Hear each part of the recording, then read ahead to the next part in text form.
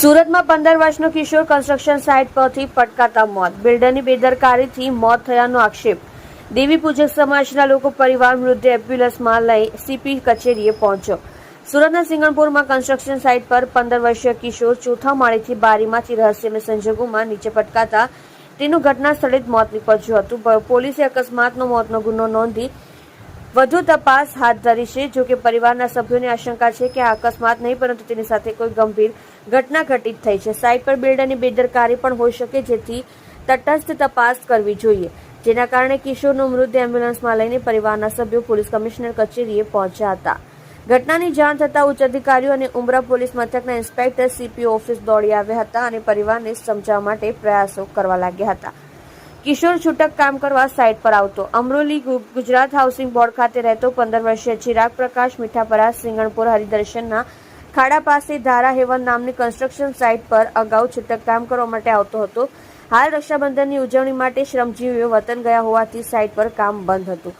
દરમિયાન ચિરાગ સાઇટ પર પહોંચી ગયો હતો અને ચોથા માળેથી બારીમાંથી રહસ્યમય સંજોગોમાં નીચે પટકાતા તેનું ઘટના સ્થળે જ મોત નીપજ્યું હતું. ચિરાગને સેફટી વિના કામ કરાવાતું હોવાનો આક્ષેપ. ચિરાગના મોતને લઈ પરિવારે બિલ્ડર પર આક્ષેપ કર્યા છે. ચિરાગને સેફટી વિના કામ કરાવતા ઘટના બની હોવાના પરિવારે બિલ્ડર પર આરોપ પણ લગાવ્યા છે. ચિરાગને ખાનગી હોસ્પિટલ બાદ સિવિલ હોસ્પિટલ ખસેડવામાં આવ્યો હતો, જ્યાં તબીબે મૃત જાહેર કર્યો હતો.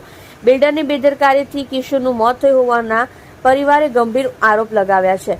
આ બાબતે પોલીસ ફરિયાદ નહીં લેતી હોવાના પણ આ પરિવારે આક્ષેપ કર્યા હતા. ઉચ્ચ અધિકારીઓએ યોગ્ય કાર્યવાહી કરવાનું કહી મોડી રાત્રે મામલો થાળે પડ્યો હતો.